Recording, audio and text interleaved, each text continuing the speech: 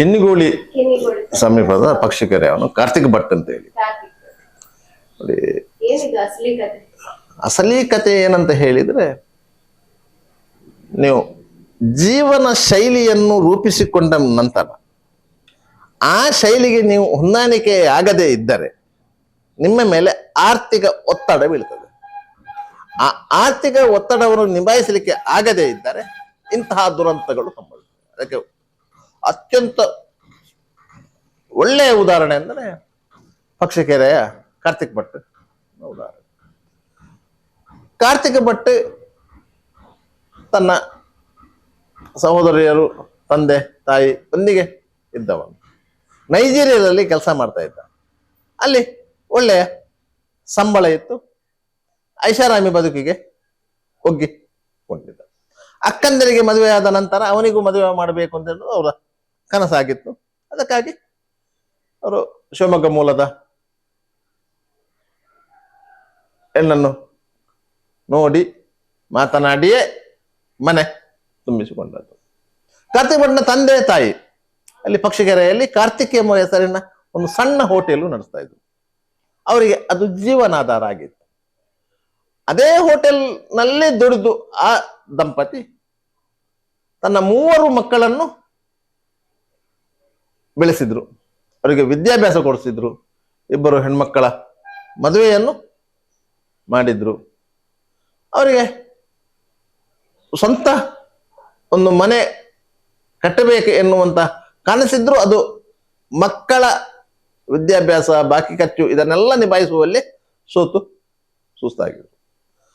ಅಂತಹ ದಂಪತಿಗಳಿಗೆ ಇಳಿ ವಯಸ್ಸಿನಲ್ಲಿ ಒಂದು ಒಳ್ಳೆಯ ನೆಲೆ ಕಲ್ಪಿಸಬೇಕು ಅಂತ ಹೇಳಿ ಮಗಳು ತನ್ನ ಗಂಡನಿಗೆ ಹೇಳಿ ಪಕ್ಷಿಕೆರೆಯಲ್ಲಿ ಆ ಅಪಾರ್ಟ್ಮೆಂಟ್ ಅನ್ನು ಕಟ್ಟಿಸಿರುವುದು. ಅದರಲ್ಲಿ 1 ಫ್ಲಾಟ್ ಅನ್ನು ಇವರಿಗೆ ಕೊಟ್ಟಿರುವುದು, ಬಾಕಿ 3 ಫ್ಲಾಟ್ ಅನ್ನು ಅವರು ಬಾಡಿಗೆಗೆ ಬಿಟ್ಟಿದ್ರು. ನೈಜೀರಿಯಾದಿಂದ ಬಂದಂತ ಕಾರ್ತಿಕ್ ಭಟ್ಗೆ ಸಹೋದರರೇ ಸೇರಿ ಮದುವೆ ಮಾಡ್ತಿರೋದು. ಒಳ್ಳೆಯ ರೀತಿಯ ದಾಂಪತ್ಯ ನಡೀತಾ ಇತ್ತು. 1 ಮಗು ಆಗಿತ್ತು. ತದನಂತರ ಮನೆಯಲ್ಲಿ ಕಿರಿಕಿರಿ ಆರಂಭವಾಯಿತು. ಅದು ಯಾಕೆ ಈ ಮನೆಯಲ್ಲಿ ಕಿರಿಕಿರಿ ಆರಂಭ ಆಗ್ತದಂತ ಹೇಳಿದ್ರೆ, ಐಷಾರಾಮಿ ಜೀವನ ಶೈಲಿಗೆ ಹೊಂದಿಕೊಂಡವರಿಗೆ ಹಣಕಾಸಿನ ತೊಂದರೆ ಆಗುತ್ತೆ. ಗಂಡ ಆ ಶೈಲಿಯಲ್ಲಿ ಇದ್ದರೆ ಹೆಂಡತಿ ಅದನ್ನು ಸುಧಾರಿಸಿಕೊಂಡು ಹೋಗಬೇಕು. ಹೆಂಡತಿ ಆ ಶೈಲಿಯಲ್ಲಿದ್ದರೆ ಗಂಡ ಸುಧಾರಿಸಿಕೊಂಡು ಹೋಗ್ಬೇಕು. ಆದರೆ ಅವರಿಬ್ಬರೂ ಸಹ ಸುಧಾರಿಸುವ ಹಂತದಲ್ಲಿ ಇರಲಿಲ್ಲ. ಯಾಕಂದ್ರೆ ಅವರು ಆ ಶೈಲಿಗೆ ಹೊಂದಿಕೊಂಡು ಆಗಿದೆ. ಕಾರ್ತಿಕ್ ಸಹಕಾರಿ ಸಂಘದಲ್ಲಿ ಕೆಲಸ ಮಾಡ್ತಿದ್ದ, ಸಂಬಳ ಬರ್ತಾ ಇತ್ತು. ಆ ಸಂಬಳ ಅವರ ಖರ್ಚಿಗೆ ಸಾಕಾಗ್ತಾ ಇರಲಿಲ್ಲ. ಪತ್ನಿಯ ದೈನಂದಿನ ಖರ್ಚನ್ನು ನಿಭಾಯಿಸಲಿಕ್ಕೆ ಕಾರ್ತಿಕ್ಗೆ ಸಾಧ್ಯ ಆಗ್ತಾ ಇರಲಿಲ್ಲ. ಆದ್ದರಿಂದ ಅವ ಸಹಜವಾಗಿ ತನ್ನ ಸ್ನೇಹಿತರು ಅವರು ಇವರನ್ನ ಸಾಲ ಮಾಡಿದ್ದ. ಆ ಸಾಲವನ್ನು ತೀರಿಸಬೇಕು ಅಂತ ಹೇಳಿದಾಗ ಇನ್ನೊಂದು ರೀತಿಯಲ್ಲಿ ಸಾಲ ಮಾಡ್ತಿದ್ದ. ಪರಿಣಾಮ ಏನಾಯ್ತು ಅಂತ ಹೇಳಿದ್ರೆ, ಹಲವು ಮಂದಿಗೆ ಆತ ಸಾಲ ಪಡ್ಕೊಂಡಿದ್ದ, ಅದನ್ನು ತೀರಿಸಲಿಲ್ಲ ಅಂತ ಅಲ್ಲ, ಹಲವು ಮಂದಿಗೆ ವಂಚನೆ ಮಾಡುವಂತಹ ಅನಿವಾರ್ಯತೆ ಸೃಷ್ಟಿಯಾಯಿತು. ಆದ್ರಿಂದ ಆ ರೀತಿಯಾಗಿ ಮಾನಸಿಕವಾಗಿ ಒತ್ತಡಕ್ಕೆ ಒಳಗಾದ. ಈ ರೀತಿಯ ಒತ್ತಡದಲ್ಲಿ ಇದ್ದಾಗ ಅವನು ದಿನನಿತ್ಯದ ದುಡಿಮೆಗಾಗಿ ನಂಬಿಕೊಂಡಿದ್ದಂತಹ ಕೆಲಸದಲ್ಲಿ ಸುಸೂತ್ರವಾಗಿರ್ಲಿಕ್ಕೆ ಸಾಧ್ಯ ಆಗುವುದಿಲ್ಲ. ಆದ್ರಿಂದಾಗಿ ಅವನು ಪ್ರತಿ ಬಾರಿಯೂ 3 ತಿಂಗಳು 6 ತಿಂಗಳಿಗೊಮ್ಮೆ ಕೆಲಸ ಬದಲಾವಣೆ ಮಾಡ್ತಾ ಇದ್ದ. ಕೆಲಸ ಇಲ್ಲದಿದ್ರೂ ಕೆಲಸ ಇಲ್ಲ ಅಂತ ಹೇಳಿಕೊಳ್ಳಿಕ್ಕೆ ಆಗ್ತಾ ಇರಲಿಲ್ಲ. ಯಾಕಂತ ಹೇಳಿದ್ರೆ, ಒಂದು ರೀತಿಯ ಜೀವನ ಶೈಲಿಯಲ್ಲಿ ಲೈಫ್ ಲೀಡ್ ಮಾಡಿದವ. ಈ ಸಂದರ್ಭದಲ್ಲಿ ಅವರ ಗಂಡ ಹೆಂಡತಿಯ ಮಧ್ಯೆ ದಿನನಿತ್ಯ ಸಣ್ಣ ಪುಟ್ಟ ವಿಚಾರಕ್ಕೆ ಗಲಾಟೆ ಆಗ್ತಾ ಇತ್ತು. ಒಟ್ಟಾರೆಯಾಗಿ ಆತ ಮಾನಸಿಕವಾಗಿ ಕ್ಷೋಭೆಗೆ ಒಳಗಾಗಿದ್ದ. ಈ ಎಲ್ಲ ದುರಂತಗಳಿಗೆ ತನ್ನ ಹೆಂಡತಿ ಕಾರಣ ಅನ್ನೋದು ಅವನಿಗೆ ಗೊತ್ತಿತ್ತು. ಆದರೆ ಹೆಂಡತಿಗೆ ಕಾರ್ತಿಕ್ ಭಟ್ನ ತಂದೆ ತಾಯಿ ಅಕ್ಕಂದಿರೋ ಕಾರಣ ಎನ್ನುವುದು ಅವಳ ಮನಸ್ಸಲ್ಲಿತ್ತು. ಆದ್ದರಿಂದ ಅವರ ಮಧ್ಯೆ ಆ ಹೊಂದಾಣಿಕೆ ಜೀವನ ಬರಲಿಲ್ಲ. ಅವಳ ಮನೆಯವರು, ಶಿವಮೊಗ್ಗದ ಮನೆಯವರು ಸಹ ಒಳ್ಳೆ ಮಧ್ಯಮ ವರ್ಗದ ಕುಟುಂಬದವರು, ಅವರಿಗೆ ಈ ಸಮಸ್ಯೆ ಅರ್ಥ ಆಗ್ತಾ ಇದ್ರೆ ಅವರು ಅದನ್ನು ಸರಿ ಮಾಡಬಹುದಿತ್ತು. ಆದ್ರೆ ಆ ವಿಚಾರವನ್ನು ಅವರಿಗೂ ಹೇಳಿಲ್ಲ. ಅವರು ಈ ವಿಚಾರದಲ್ಲಿ ಅಮಾಯಕರು. ಕಾರ್ತಿಕ ಭಟ್ ಶಿವಮೊಗ್ಗಕ್ಕೆ ಹೋದಾಗ ಅವರು ಒಳ್ಳೆ ರೀತಿಯಲ್ಲಿ ಉಪಚರಿಸ್ತಾ ಇದ್ರು. ಯಾಕಂದ್ರೆ ಅವರಿಬ್ರು ಗಂಡ ಹೆಂಡತಿ ಅನ್ಯೋನ್ಯವಾಗಿದ್ರು. ಆದ್ದರಿಂದ ಅತ್ತೆ ಮನೆಯವರಿಗೆ ಹೇಗಿರ್ತದೆ ಅಂದ್ರೆ ಅಳಿಯ ಒಳ್ಳೆಯವನು ಅಂತ ಇರ್ತದೆ. ಅಳಿಯ ಒಳ್ಳೆಯವನು, ಏನು ಸಮಸ್ಯೆ ಇಲ್ಲ. ಯಾಕಂದ್ರೆ ಅವನು ಎಲ್ಲರೊಂದಿಗೆ ಬೆರೀತಾ ಇದ್ದ. ಒಳ್ಳೆ ಫ್ರೆಂಡ್ ಸರ್ಕಲ್ ಇತ್ತು ಅವನಿಗೆ. ಒಳ್ಳೆ ಕ್ರಿಕೆಟ್ ಆಟಗಾರ. ಈ ರೀತಿ ಅವನ ಸ್ವಭಾವ ಇತ್ತು. ಆದ್ದರಿಂದ ಅವರು ಸಹ ಈ ಸಮಸ್ಯೆಯನ್ನ ಅರ್ಥ ಮಾಡಿಕೊಳ್ಳಿಲ್ಲ. ಯಾಕಂದ್ರೆ ಇವರು ಆ ಸಮಸ್ಯೆಯನ್ನು ಹೇಳಿಕೊಳ್ಳಿಲ್ಲ. ಆರ್ಥಿಕ ಮುಗ್ಗಟ್ಟಿನ ಸಮಸ್ಯೆ ಅವರಿಗೆ ಅರ್ಥ ಆಗ್ಲಿಲ್ಲ. ಇಲ್ಲಿ ತಂದೆ ತಾಯಿ ಇರೋದು. ಅವರು ಬೆಳಿಗ್ಗೆ 7 ಗಂಟೆ ಹೊತ್ತಿಗೆ ಇವರಿಗೆ ತಿಂಡಿ ಮಾಡಿಟ್ಟು ಹೋಟ್ಲಿಗೆ ಹೋಗ್ತಾ ಇದ್ರು. ಅವರು ಮತ್ತೆ ಬರೋದು ರಾತ್ರಿಗೆ. ಅಷ್ಟೊತ್ತಿಗೆ ಇವರು ಹೋಟೆಲಿಂದ ತಿಂಡಿ ತರ್ತಾ ಇದ್ರು, ಊಟ ತರಿಸ್ತಾ ಇದ್ರು. ಒಂದು ಸಂಸಾರ ಮಾಡುವಂತ ಮನೆಯಲ್ಲಿ ನೀವು ಯಾವಾಗ ಒಲೆ ಹೊತ್ತಿಸುವುದಿಲ್ಲವೋ ಅಲ್ಲಿಗೆ ಆ ಮನೆಗೆ ದಾರಿದ್ರ್ಯ ಬಂತು ಅಂತ ಅರ್ಥ. ಯಾವುದಕ್ಕಾದ್ರೂ ಒಂದು ಕಾರಣಕ್ಕೆ ನೀವು ಒಲೆ ಹೊತ್ತಿಸಲೇಬೇಕು. ಪ್ರತಿದಿನವೂ ನಿಮಗೆ ಅಡಿಗೆ ಮಾಡಲಿಕ್ಕೆ ಬರುವುದಿಲ್ಲ ಅಂತ ಹೇಳಿ ಹೋಟೆಲಿಂದ ತಂದ್ರೆ ಆ ಮನೆ ಉಳಿಯುವುದಿಲ್ಲ, ಉಳಿಲಿಕ್ಕೆ ಸಾಧ್ಯನೂ ಇಲ್ಲ. ಆದ್ರಿಂದಾಗಿ ಇಂತಹ ಪರಿಸ್ಥಿತಿಗೆ ಕಾರಣ ಆದದ್ದು ಕಾರ್ತಿಕ್ ಭಟ್ನ ಹೆಂಡತಿ ಪ್ರಿಯಾಂಕ. ಅವಳಿಗೆ ಅಡಿಗೆ ಮಾಡಲಿಕ್ಕೆ ಸರಿಯಾಗಿ ಬರ್ತಾ ಇರಲಿಲ್ಲ. ಅದನ್ನು ಅವಳು ಮರೆಮಾಚಲಿಕ್ಕೆ ಬೇಕಾಗಿ ಅವಳು ಈ ಹೊರಗಿನ ತಿಂಡಿ ತಿನಿಸುಗಳನ್ನ ಹೆಚ್ಚಾಗಿ ಇಷ್ಟಪಡ್ತಾ ಇದ್ಲು. ಅದರ ಪರಿಣಾಮ ತನ್ನ ಗಂಡನ ಜೇಬಿನ ಮೇಲೆ ಬೀಳ್ತದೆ ಅನ್ನೋದು ಗೊತ್ತಾಗ್ಲಿಲ್ಲ ಅವಳಿಗೆ. ಆದ್ದರಿಂದ ಕಾರ್ತಿಕ್ ಭಟ್ ಕೊನೆಗೆ ಯಾವುದೇ ರೀತಿಯಲ್ಲೂ ಈ ವಿಷ ವರ್ತುಲದಿಂದ ಹೊರಬರಲಿಕ್ಕೆ ಸಾಧ್ಯ ಇಲ್ಲ, ತನಗೆ ಇನ್ನೂ ಯಾರು ಸಾಲ ಕೊಡುವಂತ ಪರಿಸ್ಥಿತಿಯಲ್ಲಿ ಇಲ್ಲ, ತಾನು ಕೆಲಸ ಮಾಡುತ್ತಿದ್ದಂತಹ ಸಹಕಾರಿ ಸಂಘದಲ್ಲಿಯೂ ತನ್ನ ಮೇಲೆ ಆಪಾದನೆಗಳು ಬಂದಿದೆ. ಅದರಿಂದ ಅವರು ಕೆಲಸದಿಂದ ಬಿಟ್ಟಿದ್ದಾರೆ. ಅಲ್ಲಿಯೂ ಸಾಲ ಮರುಪಾವತಿಯ ಅನಿವಾರ್ಯತೆ ಇತ್ತು. ಎಲ್ಲ ವಿಚಾರಗಳನ್ನು ಮನಸ್ಸಲ್ಲಿಟ್ಟುಕೊಂಡು ಆತ ಆತ್ಮಹತ್ಯೆ ಮಾಡಿಕೊಳ್ಳುವ ನಿರ್ಧಾರಕ್ಕೆ ಬಂದಿದ್ದಾನೆ. ಆದ್ರೆ ತಾನು ಆತ್ಮಹತ್ಯೆ ಮಾಡಿಕೊಂಡಿದ್ರೆ ತನ್ನ ಪತ್ನಿ ಮತ್ತು ಮಗುವನ್ನು ದಾರಿಗೆ ಹಾಕಿದ ಹಾಗೆ ಆಗ್ತದೆ ಎನ್ನುವುದು ಸಹ ಅವರ ಮನಸ್ಸಲ್ಲಿತ್ತು. ಅವಳ ಮನೆಯವರು ಅದನ್ನು ಸ್ವೀಕರಿಸ್ತಾ ಇದ್ರು, ಅವಳನ್ನು ಬೆಳೆಸ್ತಾ ಇದ್ರ, ಸಾಕ್ತಾ ಇದ್ರ, ಏನೋ ಆಗ್ಬೋದು. ಆದ್ರೆ ತನ್ನ ಕಾರಣಕ್ಕಾಗಿ ಅವಳು ದಾರಿಗೆ ಬೀಳ್ತಾಳೆ ಎನ್ನುವ ಕಾರಣಕ್ಕಾಗಿ ಮತ್ತು ತನ್ನ ಈ ಸ್ಥಿತಿಗೆ ಅವಳೇ ಕಾರಣ ಎನ್ನುವುದು ಆತನ ಮನಸ್ಸಲ್ಲಿ ಬಲವಾಗಿ ಬೇರೂರಿತ್ತು. ಅದಕ್ಕಾಗಿ ಆತ ಆ ನಿರ್ಧಾರವನ್ನು ಕೈಗೊಂಡ. ಅವರಿಬ್ಬರನ್ನು ವೆಂಟಿಲೇಟರ್ನ ಗ್ಲಾಸಿನಿಂದ ಚುಚ್ಚಿ ಕೊಲೆಗೈದು ಮನೆಯಲ್ಲಿಯೇ ನೇಣು ಬಿಗಿದುಕೊಂಡು ಆತ್ಮಹತ್ಯೆ ಮಾಡಿಕೊಳ್ಳಲಿಕ್ಕೆ ಪ್ರಯತ್ನ ಪಟ್ಟಿದ್ದ. ಅದು ಫಲಕಾರಿಯಾಗದಾಗ ತನ್ನ ದ್ವಿಚಕ್ರ ವಾಹನದಲ್ಲಿ ಹೋಗಿ ಬೆಳ್ಳಾಯರು ಹತ್ರ ರೈಲ್ವೆ ಹಳಿಗೆ ತಲೆಗೊಟ್ಟು ಆತ್ಮಹತ್ಯೆ ಮಾಡಿಕೊಂಡು ಬಂದು. ಆ ಪ್ರಕರಣದ ತನಿಖೆಯನ್ನು ವಾಸ್ತವವಾಗಿ ರೈಲ್ವೆ ಪೊಲೀಸರು ಮಾಡಬೇಕಿತ್ತು. ಆದರೆ ಮುಲ್ಕಿ ಪೊಲೀಸರು ತನಿಖೆಯನ್ನು ಕೈಗೆತ್ತಿಕೊಂಡ್ರು. ರೈಲ್ವೆ ಹಳಿಯ 3 ಫೀಟು ಎಡಕ್ಕೆ 3 ಫೀಟು ಬಲಕ್ಕೆ ಅದು ರೈಲ್ವೆ ಪೊಲೀಸರ ಸುಪರ್ದಿ, ಅದು ಅವರ ಸರಹದ್ದು. ಅದರಿಂದಾಗಿ ರೈಲ್ವೆ ಅಡಿಗೆ ಬಿದ್ದು ಮೃತಪಟ್ಟಿರೋದ್ರಿಂದ ಕೇಸು ರೈಲ್ವೆ ಪೊಲೀಸ್ ಸ್ಟೇಷನ್ ಆಗ್ಬೇಕಿತ್ತು. ಆದರೆ ಘಟನಾ ಸ್ಥಳಕ್ಕೆ ಸ್ಥಳೀಯ ಪೊಲೀಸರೇ ಮೊದಲಾಗಿ ಹೋಗುವುದು. ಹೋದಾಗ ಅಪರಿಚಿತ ಮೃತದೇಹ ಯಾರದು ಎನ್ನುವುದು ಗುರುತು ಹಚ್ಚುವುದು ಯಾವುದೇ ಪ್ರಕರಣದಲ್ಲಿ ಪ್ರಮುಖ ಪಾತ್ರ.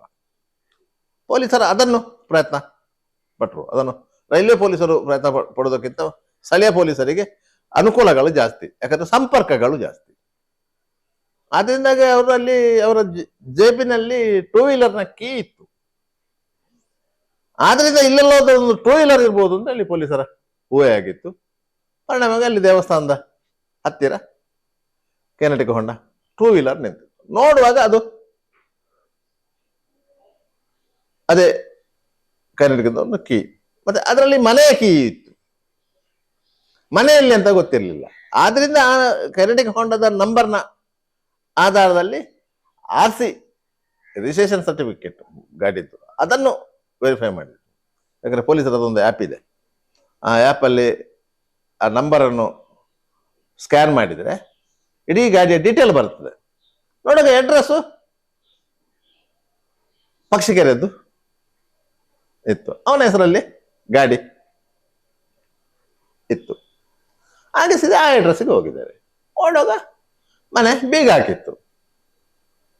ಅದೇ ಮನೆ ಆಗಿರ್ಬೋದು ಅಂತೇಳಿ ಮತ್ತೆ ಮನೆ ಬೀಗದ ಕೀ ಇತ್ತಲ್ಲ, ಅದನ್ನು ತೆಗೆದು ಓಪನ್ ಮಾಡಿದ್ದಾರೆ. ಹಾಗೆ ಒಳಗೆ ಹೋಗುವಾಗ ಒಂದು ಮನೆ, ಎರಡು ವ್ಯವಸ್ಥೆಗಳಿವೆ. ಒಂದು ರೂಮಲ್ಲಿ ಪಾತ್ರೆ ಪಗಡೆಗಳೆಲ್ಲ ಇವೆ, ಅಲ್ಲಿ ಒಂದು ಬೆಡ್ ಇದೆ, ಬೆಡ್ಡಿನ ಮೇಲೆ ಪ್ರಿಯಾಂಕಳ ಡೆಡ್ ಬಾಡಿ ಇತ್ತು, ಮಗುವಿನ ಡೆಡ್ ಬಾಡಿ ಇತ್ತು. ಆಶ್ಚರ್ಯ ಆಯ್ತು ಅವರಿಗೆ, ಪೊಲೀಸರಿಗೆ. ಮತ್ತೊಂದು ಮನೆಯಲ್ಲಿ ಗಂಡ ಹೆಂಡತಿ, ಯಾಕಂದ್ರೆ ಅವನ ಕಾರ್ತಿಕನ ತಂದೆ ತಾಯಿ ವಾಸ ಅಂತದ್ದು, ಅಲ್ಲಿ ಅಷ್ಟೊಂದು ಪಾತ್ರೆ ಪಗಡೆಗಳು. ಇದು ಒಂದು ಮನೆಯಲ್ಲಿ ಎರಡು ಅಡಿಗೆ ಕೋಣೆ ಹೇಗೆ ಅಂತ, ಒಂದೇ ಮನೆ ಎರಡು ಅಡಿಗೆ ಕೋಣೆಗಳು ಇದ್ದಾಗೆ ಇದೆ ಅಂತ ಹೇಳಿ. ಯಾಕಂದ್ರೆ ಒಂದು ಕೋಣೆಯಲ್ಲಿ ಬಟ್ಟಲು, ಲೋಟ, ಇದೆಲ್ಲ ಇದೆ. ಅದೇ ರೀತಿ ಮತ್ತೊಂದು ಕೋಣೆಯಲ್ಲಿ, ಮತ್ತೊಂದು ಬೆಡ್ರೂಮ್ ಅಲ್ಲಿ ಅದೇ ಪರಿಸ್ಥಿತಿ ಇದೆ. ಹಾಲ್ ಇದೆ, ಎರಡು ಬೆಡ್ರೂಮಿನ ಮನೆ ಅದು.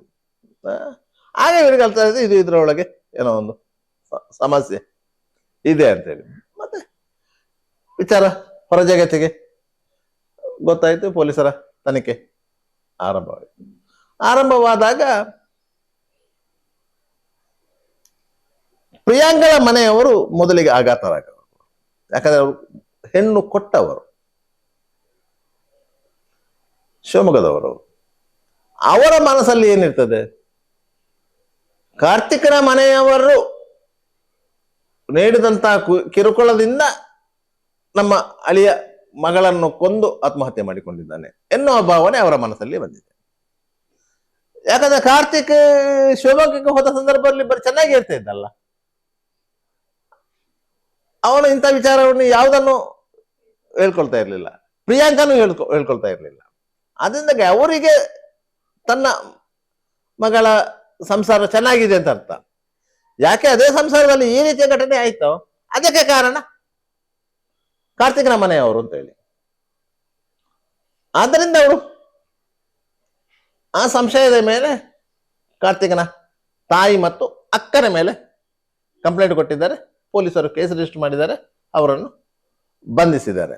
ಯಾಕಂತ ಹೇಳಿದ್ರೆ ಆ ಮನೆ ಕಾರ್ತಿಕನ ಅಕ್ಕನ ಹೆಸರಲ್ಲಿ ಇದೆ. ಅವರು ಇಡೀ ಬಿಲ್ಡಿಂಗ್ ಅವರ ಹೆಸರಲ್ಲಿದೆ. ಅಲ್ಲಿ ಒಂದು ಫ್ಲಾಟ್ ಅನ್ನು ಇವರಿಗೆ ಕೊಟ್ಟಿರೋದು. ಆದ್ರಿಂದಾಗಿ ಅವಳು ಸಹ ಈ ಪ್ರಿಯಾಂಕನೊಂದಿಗೆ ವೈಮನಸ್ಸು ಇದ್ದಿದ್ದರಿಂದ ಸಹಜವಾಗಿ ಹೊರಗಿತ್ತಿಯರು. ಅವರು ಮಾತ್ರದಲ್ಲಿ ಇದು ನನ್ನ ಮನೆ ಅಂತ ಒಂದು ಇತ್ತು. ಆ ವಿಚಾರವನ್ನು ಪ್ರಿಯಾಂಕ ತನ್ನ ಮನೆಯವ್ರ ಹತ್ರ ಹೇಳಿದ್ರು.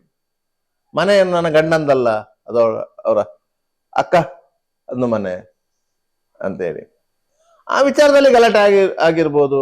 ಮತ್ತೆ ಅವರನ್ನು ಬೇರೆ ಹೋಗ್ಬೇಕಂತ ಹೇಳಿದ್ರು ಈ ವಿಚಾರ ಎಲ್ಲ ಸಂಸಾರದೊಳಗೆ ಮಾತುಕತೆಗಳು ಬಂದಿರ್ತದೆ. ಅದರಿಂದಾಗಿ ಅವರು ಕಂಪ್ಲೇಂಟ್ ಕೊಟ್ಟಿರೋದು, ಪೊಲೀಸರು ಕೇಸು ದಾಖಲು ಮಾಡಿಕೊಂಡಿರೋದು. ಮತ್ತೆ ಸ್ಥಳೀಯವಾಗಿ ಬಾರಿ ಕುತೂಹಲ ಕೆರಳಿಸಿತ್ತು, ಸಾರ್ವಜನಿಕವಾಗಿ ಬಾರಿ ಸಂಶಯಗಳಿತ್ತು. ಅದರಿಂದ ಪೊಲೀಸರು ಕಂಪ್ಲೇಂಟ್ ಬಂದ ಕೂಡಲೇ ಕೇಸ್ ರಿಜಿಸ್ಟರ್ ಮಾಡಬೇಕು. ಅದೇ ಕೇಸ್ ರಿಜಿಸ್ಟರ್ ಮಾಡಿದ ಕೂಡಲೇ ಬಂಧಿಸುವಂತ ಅನಿವಾರ್ಯತೆ ಆ ಪ್ರಕರಣದಲ್ಲಿ ಇರಲಿಲ್ಲ. ಆ ವೃದ್ಧೆಯನ್ನು ಮತ್ತು ಆ ಮನೆಗಾಗಿ ಸ್ವಲ್ಪ ತ್ಯಾಗ ಮಾಡಿದವರನ್ನ ಬಂಧಿಸುವಂತ ಅಗತ್ಯತೆ ಪೊಲೀಸರಿಗೆ ಇರಲಿಲ್ಲ. ಯಾಕಂತ ಹೇಳಿದ್ರೆ ಇಂಡಿಯನ್ ಪೀನಲ್ ಕೋಡ್ ಈಗ BNS ಅಂತ ಇದೆ, ಅದರಲ್ಲಿ ಬಂಧನ ಎನ್ನುವುದು ಮ್ಯಾಂಡೇಟರಿ ಅಲ್ಲ. ಯಾವುದೇ ಕ್ರಿಮಿನಲ್ ಕೇಸಲ್ಲಿ ಬಂಧನ ಎನ್ನುವುದು ಮ್ಯಾಂಡೇಟರಿ ಅಲ್ಲ. ಮ್ಯಾಂಡೇಟರಿ ಏನು?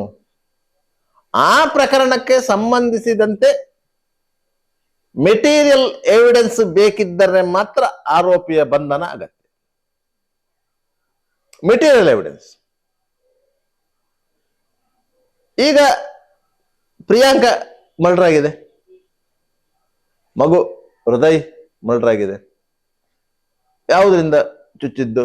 ವೆಂಟಿಲೇಟರ್ನ ಗ್ಲಾಸ್ನಿಂದ ಚುಚ್ಚಿದ್ದು ಯಾರು? ಕಾರ್ತಿಕ್ ಸೂಸೈಡ್ ಮಾಡ್ಕೊಂಡಿದ್ದಾನೆ. ಮೆಟೀರಿಯಲ್ ಅಲ್ಲೇ ಇದೆ, ಹತ್ಯೆಗೆ ಉಪಯೋಗಿಸಿದ ಮೆಟೀರಿಯಲ್ ಅಲ್ಲೇ ಇದೆ. ಅಲ್ಲಿಗೆ ಆ ಪ್ರಕರಣ ಕ್ಲೋಸ್ ಆಗುತ್ತೆ. ಮರ್ಡರ್ ಕೇಸು ಕ್ಲೋಸ್ ಆಗುತ್ತೆ, UDR ಕ್ಲೋಸ್ ಆಗುತ್ತೆ, ಅದು ಒಟ್ಟಿಗೆ ಕ್ಲೋಸ್ ಆಗುತ್ತೆ. ಆದ್ರಿಂದಾಗಿ ಅದರಲ್ಲಿ ಅರೆಸ್ಟ್ ಪ್ರೊಸೀಜರ್ ಇಲ್ಲ, ಅಕ್ಯೂಸ್ಡ್ ಸತ್ತಿದ್ದಾನಲ್ಲ, ಅದರಿಂದ ಅದರಲ್ಲಿ ಅರೆಸ್ಟ್ ಪ್ರೊಸೀಜರ್ ಇಲ್ಲ. ಮತ್ತೊಂದು ಕಂಪ್ಲೇಂಟ್ ಅಲ್ಲಿ ಕಿರುಕುಳ ಕೊಡ್ತಾ ಇದ್ದಾರೆ ಅಂತ ಹೇಳಿ. ಕಿರುಕುಳ ಕೊಡುವುದು ಯಾವುದರಲ್ಲಿ? ಸ್ಪಷ್ಟತೆ ಇಲ್ಲ, ಮೆಟೀರಿಯಲ್ ಇಲ್ಲ. ಲಟ್ಟಣಿಗೆಯೋ ಕಬ್ಬಿಣದ ಸರಳ ಅಂಥದ್ದು ಇಲ್ಲ. ಆದ್ದರಿಂದ ಮೆಟೀರಿಯಲ್ ಇಲ್ಲ ಅಂತ ಆದ್ಮೇಲೆ ಅವರನ್ನು ಅರೆಸ್ಟ್ ಮಾಡಿ ರಿಕವರಿ ಮಾಡುವಂತ ಪ್ರಶ್ನೆ ಇಲ್ಲ. ಆದರೆ ಕೊಟ್ಟ ಕಂಪ್ಲೇಂಟ್ ಅನ್ನು ಪೊಲೀಸರು ನಿರಾಕರಿಸುವಂತಿಲ್ಲ. ಕಂಪ್ಲೇಂಟ್ನ ಆಧಾರದಲ್ಲಿ ಸೆಕ್ಷನ್ಗಳನ್ನು ಹಾಕಿ ಕೇಸು ದಾಖಲು ಮಾಡಿಕೊಳ್ಳಲೇಬೇಕು. ಕೇಸು ದಾಖಲು ಮಾಡ್ಕೊಂಡು ಕೊಟ್ಟಿರುವ ಕಂಪ್ಲೇಂಟ್ ಸರಿಯೇ ಇದೆಯಾ ಅಂತೇಳಿ ತನಿಖೆಯಲ್ಲಿ ಗೊತ್ತಾಗಬೇಕು. ಅವರದೇ ಮನೆಯಲ್ಲಿ, ಈಗ ಇದರಲ್ಲಿ ಆರೋಪಿ ಯಾರಿದ್ದಾರೆ, ಅವರದೇ ಮನೆಯಲ್ಲಿ ವಾಸ ಇದ್ದದ್ದು ತಮ್ಮ ಮತ್ತು ತಮ್ಮನ ಹೆಂಡತಿ ಮಗು, ಅವರದ್ದೇ ಮನೆ. ಆದ್ದರಿಂದ ಅವರ ಮನೆಯಿಂದ ಅವರನ್ನು ಹೊರಗೆ ಹೋಗು ಅಂತ ಹೇಳುವುದು ಅಪರಾಧ ಅಲ್ಲ. ಈ ಎಲ್ಲ ವಿಚಾರಗಳನ್ನು ಪೊಲೀಸರು ಗಮನದಲ್ಲಿ ಇಟ್ಟುಕೊಳ್ಳಬೇಕಿತ್ತು. ಆದರೆ ತಾಯಿ ಮತ್ತು ಮಗುವನ್ನು ಕೊಲೆ ಮಾಡಿದ್ದಾನೆ, ಅವ ಸುಸೈಡ್ ಮಾಡಿಕೊಂಡಿದ್ದಾನೆ, ಸಾರ್ವಜನಿಕವಾಗಿ ಒಂದು ರೀತಿಯ ಭಾವನೆಗಳು ವ್ಯಕ್ತವಾಗಿದೆ, ಒಂದು ರೀತಿಯ ಕ್ರೂರತೆ ಅನಾವರಣ ಆಗಿದೆ. ಇದನ್ನು ತನಿಖೆಗೆ ಬೇಕಾಗಿ ಪೊಲೀಸರು ಅವರನ್ನು ಬಂಧಿಸಿದ್ದಾರೆ ಅಂತ ನನ್ನ ಅನಿಸಿಕೆ. ಅನಿವಾರ್ಯತೆ ಇರಲಿಲ್ಲ, ಪೊಲೀಸರು ತನಿಖೆ ಮಾಡ್ಬೋದಿತ್ತು. ತನಿಖೆ ಮಾಡಿ ಆ ತನಿಖೆಯಲ್ಲಿ ಅವರು ತಪ್ಪಿತಸ್ಥರಂತಾದ್ರೆ ಅವರ ಮೇಲೆ ಆರೋಪ ಪಟ್ಟಿ ಸಲ್ಲಿಸಬಹುದಿತ್ತು. ಸಲ್ಲಿಸಬಾರ್ದಂತಿಲ್ಲ, ಅವ್ರು ತಪ್ಪಿತಸ್ಥರಲ್ಲದಿದ್ರೆ ಅದಕ್ಕೆ ಬೀರು ಪಟ್ಟ ಹಾಕಬಹುದಿತ್ತು. ತನಿಖೆಯಲ್ಲಿ FIR ಆದ ಕೂಡಲೇ ಅರೆಸ್ಟೇ ಮಾಡಬೇಕು ಅನ್ನೋದು ಮ್ಯಾಂಡೇಟರಿ ಅಲ್ಲ ಅಂತ ನಾನು ಹೇಳ್ತಾ ಇರೋದು. ಆದ್ರೆ ಪೊಲೀಸರು ಏನು ಮಾಡ್ತಾರೆ ಅಂತ ಹೇಳಿದ್ರೆ FIR ಆದ ಕೂಡಲೇ ಅರೆಸ್ಟ್ ಮಾಡ್ಲಿಕ್ಕೆ ಮುಂದಾಗುತ್ತಾರೆ. ಅದಕ್ಕೂ ಮತ್ತೊಂದು ಕಾರಣ ಇದೆ. ನೀವು FIR ಆದ ಕೂಡಲೇ FIR ಅಲ್ಲಿ ಕೆಲವು ಸೆಕ್ಷನ್ಗಳನ್ನ ಹಾಕ್ತಾರೆ. ಆ ಸೆಕ್ಷನ್ಗಳಲ್ಲಿ ಎರಡು ವಿಧ ಇದೆ, ಒಂದು ಬೇಲೇಬಲ್, ಮತ್ತೊಂದು ನಾನ್ ಬೇಲೇಬಲ್. ಬೇಲೇಬಲ್ ಸೆಕ್ಷನ್ಗಳ ಅಡಿಯಲ್ಲಿ ಕೇಸು ದಾಖಲಾದರೆ ನೀವು CRPC ಸೆಕ್ಷನ್ 41 ಅಡಿಯಲ್ಲಿ ನೋಟಿಸು ಕೊಟ್ಟು ಅದಕ್ಕೆ ಉತ್ತರವನ್ನು ಪಡ್ಕೊಂಡು ಅದರ ನಂತರ ಬಂಧನ ಪ್ರಕ್ರಿಯೆ ಮಾಡಬೇಕು. ಆದ್ರೆ ನಾನ್ ಬೇಲೇಬಲ್ ಸೆಕ್ಷನ್ ಅಡಿಯಲ್ಲಿ ಕೇಸು ದಾಖಲಾದ್ರೆ ಆ ಪ್ರೊಸೀಜರ್ ಇಲ್ಲ. ಅಂದ್ರೆ ಬೇಲೇಬಲ್ ಯಾವುದು, ನಾನ್ ಬೇಲೇಬಲ್ ಯಾವುದು ಸಾರ್ವಜನಿಕರಿಗೆ ಗೊತ್ತಿರುತ್ತೆ, ಅದು ಪೊಲೀಸರಿಗೆ ಮಾತ್ರ ಗೊತ್ತಿರೋದು. ನೀವು 5 ವರ್ಷಕ್ಕಿಂತ ಒಳಗಿನ ಶಿಕ್ಷೆಯ ಪ್ರಮಾಣ ಇರುವಂತಹ ಪ್ರಕರಣಗಳಲ್ಲಿ, ಅದು ಕೆಲವರು 7 ವರ್ಷ ಅಂತ ಹೇಳ್ತಾರೆ, ಸಾಮಾನ್ಯವಾಗಿ 5 ವರ್ಷ ಅಂತ ಹೇಳ್ತದೆ. ಅದು 7 ವರ್ಷದವರೆಗೆ ಅದನ್ನು ಕನ್ಸಿಡರ್ ಮಾಡಬಹುದು. ಅದು ಗಂಭೀರ ಪ್ರಕರಣಗಳಲ್ಲ ಅಂತ, ಹೀನಸ್ ಕೇಸುಗಳಲ್ಲ ಅಂತ ಹೇಳ್ತೇವೆ ನಾವು 7 ವರ್ಷದಕ್ಕಿಂತ ಒಳಗಿನ ಪ್ರಕರಣ. ಯಾಕಂದ್ರೆ ಕೆಲವೊಂದು ಪ್ರಕರಣಗಳಲ್ಲಿ ಮೊದಲು 7 ವರ್ಷ ಶಿಕ್ಷೆ ಇದ್ದಂಥ ಪ್ರಕರಣಗಳಲ್ಲಿ ಈಗ ಆ ಶಿಕ್ಷೆಯ ಪ್ರಮಾಣವೇ ಜೀವವಾದಿಗೆ ಹೋಗಿದೆ. ಈ ರೇಪ್ ಕೇಸ್ಗಳಲ್ಲೆಲ್ಲ ಮೊದಲು 7 ವರ್ಷ ಶಿಕ್ಷೆ ಇದ್ದದ್ದು. ಕನ್ಸರ್ನ್ ರೇಪ್ ಅಂತ ಆದ್ರೆ ಅದಕ್ಕೆ 4 ವರ್ಷ ಶಿಕ್ಷೆ ಕೊಟ್ಟ ಉದಾಹರಣೆಗಳಿವೆ. ಅದರಿಂದಾಗಿ 7 ವರ್ಷದಕ್ಕಿಂತ ಮೇಲಿನ ಶಿಕ್ಷೆ ಇರುವಂತಹ ಪ್ರಕರಣಗಳಲ್ಲಿ ನೀವು 41 ನೋಟಿಸ್ ಕೊಡುವಂತ ಪ್ರಶ್ನೆ ಇಲ್ಲ. ಯಾಕಂದ್ರೆ ನಾನ್ ಬೇಲೇಬಲ್ ಅಫೆನ್ಸ್ ಅಂತ, ಬೇಲೇಬಲ್ ಅಫೆನ್ಸ್ ಅಲ್ಲಿ ಮಾಡಬೇಕು. ಇಲ್ಲಿ ಈ ಪ್ರಕರಣದಲ್ಲಿ 106 ಬಂದಿರೋದು BNS. ಮೊದಲಾದ್ರೆ 306 ಇತ್ತು, ಆತ್ಮಹತ್ಯೆಗೆ ಪ್ರೇರಣೆ ಅಂತ ಇತ್ತು. ಮರ್ಡರ್ ಮಾಡಿದಾವಲ್ವಾ, ಅವ ಆತ್ಮಹತ್ಯೆ ಮಾಡ್ಕೊಂಡು ಅದಕ್ಕೆ ಪ್ರೇರಣೆ ಇದೆ, 306 ಬರ್ತದೆ ಮೊದಲು, ಈಗ 106 ಈಗ ಬರುತ್ತೆ. ಆದ್ರಿಂದಾಗಿ ಅದು ನಾನ್ ಬೇಲೇಬಲ್. ಆದ್ರಿಂದ ಬಂಧನ ಪ್ರಕ್ರಿಯೆ. ಈಗ ಪೊಲೀಸರು ಮಾಡಿದ ತಪ್ಪು ಅಂತ ನಾನು ಹೇಳ್ತಾ ಇಲ್ಲ, ಆದ್ರೆ ಅಗತ್ಯ ಇರಲಿಲ್ಲ ಅಂತ ಮಾತ್ರ ಹೇಳೋದು. ಅವರೇನು ತಲೆತಪ್ಪಿಸಿಕೊಂಡು ಹೋಗಿ ಕೂರುವಂತ ಪ್ರಶ್ನೆ ಇಲ್ಲ, ಮತ್ತೆ ಸಾಕ್ಷ್ಯ ನಾಶ ಮಾಡುವಂತ ಅನಿವಾರ್ಯತೆ ಇಲ್ಲ. ಯಾಕಂದ್ರೆ ಇರುವ ಸಾಕ್ಷ್ಯಗಳು ಕಣ್ಣೆದುರು ಇದೆ, ಅಲ್ಲಿ ಸಾಕ್ಷ್ಯ ನಾಶ ಮಾಡ್ಲಿಕ್ಕೆ ಇರಲಿಲ್ಲ. ಅವರು ಸಾಕ್ಷ್ಯ ಬೆದರಿಸುವಂತ ಪ್ರಶ್ನೆ ಇಲ್ಲ. ಅದರಿಂದಾಗಿ ಕೆಲವೊಂದು ಸೂಕ್ಷ್ಮ ಪ್ರಕರಣಗಳಲ್ಲಿ ಪೊಲೀಸರು ಸಹ ತಮ್ಮ ತಮ್ಮ ವಿವೇಚನೆಯನ್ನು ಬಳಸಬೇಕು. ಆದ್ರೆ ಹಿರಿಯ ಅಧಿಕಾರಿಗಳು ಏನೋ ಹೇಳ್ತಾರೆ, ಅದರ ಮೇಲೆ ಕೆಳ ಹಂತದ ಅಧಿಕಾರಿಗಳು ಕರ್ತವ್ಯ ನಿರ್ವಹಿಸ್ತಾರೆ. ಈ ಪ್ರಕರಣದಲ್ಲಿ ಆಗಿರೋದು ಅದು.